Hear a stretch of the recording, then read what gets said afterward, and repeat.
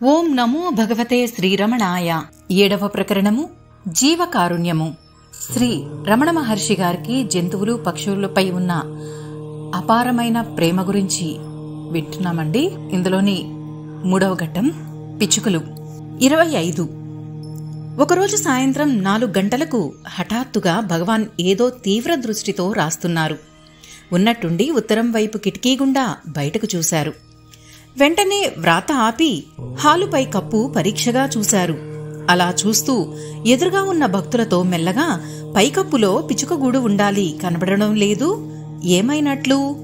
ఇప్పుడే ఆ పిచ్చుకలు వచ్చి తమ గూడు పోయిందని గోల పెడుతున్నాయి అని అంటూ కిటికీ వంక చూశారు. అక్కడ 2 పిచ్చుకలు జాలిగా భగవాన్ని చూస్తున్నాయి. వాటిని చూస్తూ భగవాన్, ఒరేయ్ మాధవా, పిచ్చుకగూడు కనబడడం లేదు, ఎవరు తీశారురా అని అడిగారు. మాధవస్వామి నిర్లక్ష్యంగా గూడుని ఎన్నిసార్లు లాగివేసినా అవి మళ్లీ మళ్లీ కడుతూనే ఉన్నాయి. ఈ రోజు ఉదయమే మళ్లీ లాగి పారవేశాను అన్నాడు. నువ్వేనా ఆ పని చేసింది? అందుకనే అవి నాతో చెప్పుకుంటున్నాయి. ఒరేయ్ మాధవా, ఆ గూడు కట్టుకోవడానికి ఆ పిచ్చుకలు ఎంత కష్టపడ్డాయో నీకు తెలియదా? ఆ చిన్న ముక్కుతో ఆ పీచు కొంచెం కొంచెం ఎక్కడెక్కడి నుండో తెచ్చుకుని గూడు కట్టుకోవడానికి సతమతమవుతాయి అని మందలించారు భగవాన్. మాధవస్వామి నిష్ఠూరంగా, మీరెప్పుడూ వాటివైపే మాట్లాడతారు, మా నెత్తిమీద గూడు కట్టమని వాటికెవరు చెప్పారు అన్నాడు. భగవాన్ నవ్వుతూ, అదా సంగతి, సరే సరే, చివరకు ఎవరు గెలుస్తారో చూద్దాం అన్నారు. ఆ పిచ్చుకలే గెలిచాయి. క్షణాల మీద తిరిగి గూడు కట్టుకున్నాయి. మాధవస్వామి ఇక వాటి జోలికే పోలేదు. 26. శ్రీ రమణాశ్రమంలో కొన్ని రోజులు కరెంటు లేదు. భగవాన్ గదిలో రాత్రిళ్లు పెట్రోమాక్స్ లైటు పెట్టేవారు. ఒకరోజు రాత్రి 2 పిచ్చుకలు కిటికీ తలుపుల మీద కూర్చున్నాయి. అవి శీతాకాలపు రోజులు. భగవాన్కు చలిగా ఉంటుందని తలుపులు వెయ్యబోయాడు సేవకుడు. ఆ తలుపుల మీద పిచ్చుకలుండడం చూసి భగవాన్ ఆ సేవకుడిని వారించారు. మంచివాడివే, ఆ పిచ్చుకలు పెట్రోమాక్స్ లైటు కోసం ఆ వేడిమికి ఇక్కడకు వచ్చాయి. మనకు అంతగా చలేస్తే దుప్పటి కప్పుకోవచ్చు, అవేం కప్పుకుంటాయి? నీకు కొంచెం కూడా దయలేదే అన్నారు. 27. ఆశ్రమంలో ఒకరోజు భగవానులుండు గది తలుపు 2 వైపులా 2 పిచ్చుకలు కూర్చున్నాయి.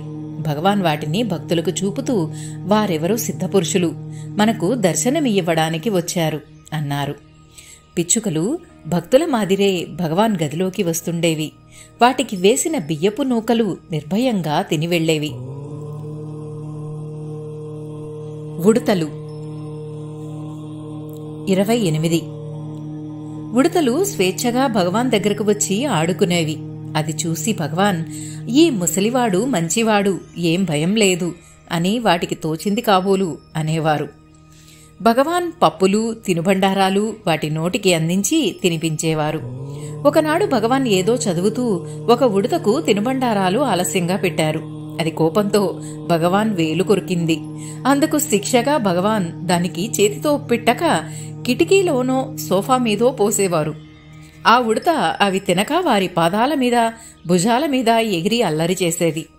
అది చూసి భగవాన్, చూడండి, వీడు నా వేలు కొరికి నేను పప్పు ఇవ్వకుంటే తన తప్పు తెలిసి ప్రాధేయపడుతున్నాడిప్పుడు అని భక్తులతో చెప్పేవారు.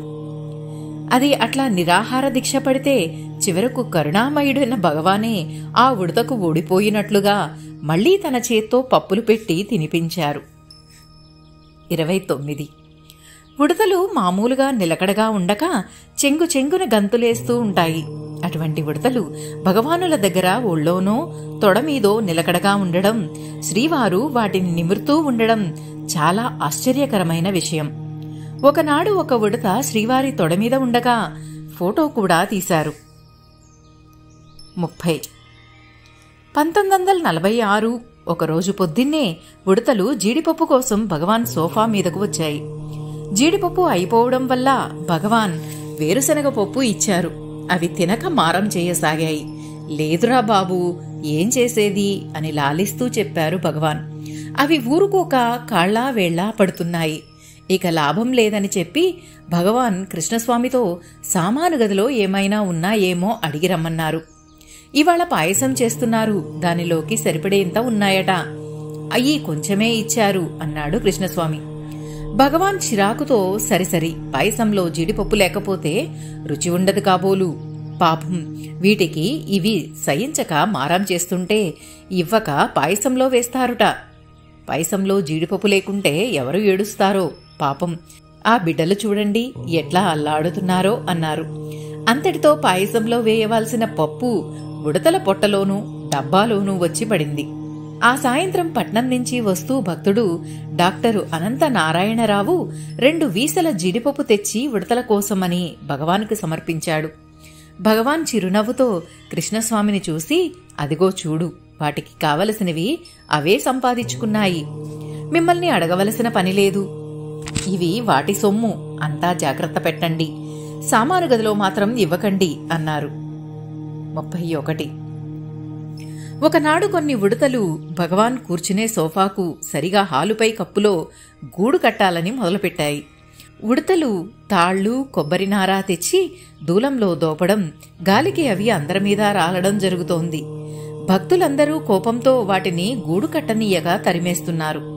వాటికి గూడు కట్టుకునే వసతి లేకపోయిందే అని, భక్తులు వాటిని తరుముతున్నారే అని భగవాన్ ఎంతో తపించేవారు. ఆ జీవకారుణ్యం శ్రీవారి ముఖంలో తాండవించేది.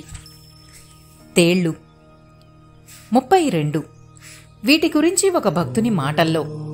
భగవాన్ స్కందాశ్రమంలో ఉంటున్న రోజుల్లో ఒకరోజు భగవాన్ ఒంటిపై ముందు భాగం నుండి ఒక తేలు పైకి ఎక్కుతుండగా అదే సమయంలో ఇంకో తేలు వీపుపై నుండి కిందకి దిగడం చూసి భయంతో కంపించిపోయాను.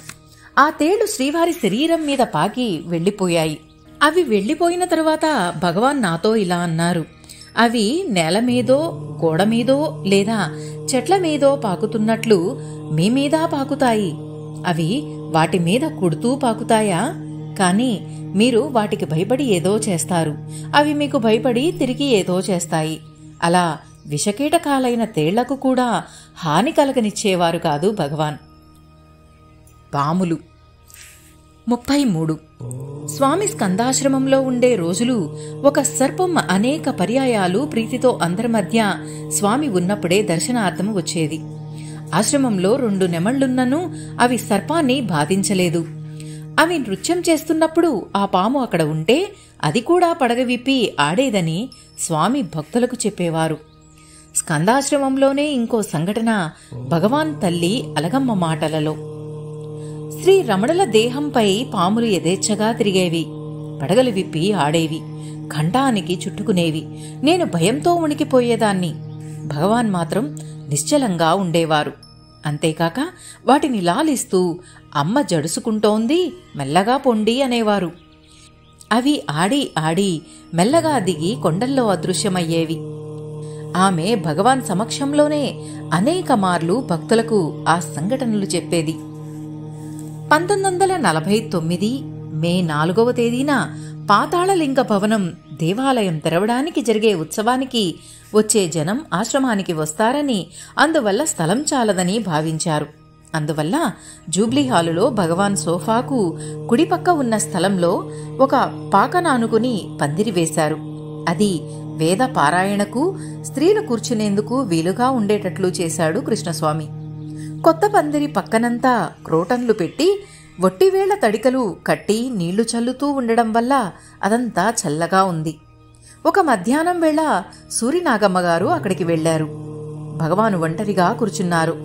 ఆమె భగవాన్కు నమస్కరించి ఆ పందిరి కింద కూర్చుంది. ఆ సమయంలో పామొకటి వచ్చింది. పాము సంఘటన సూరినాగమ్మగారి మాటలలో. భగవాను సోఫా ప్రక్కనే క్రోటన్ల సందుగా ఆకుపచ్చ వర్ణం గల పెద్ద పామొకటి జరాజరా కదిలి పందిరెక్కి కూర్చుంది. నాకేమీ జంకు కలగలేదు. ఆ పాము వంక భగవాను వంక చూస్తూ కూర్చున్నాను.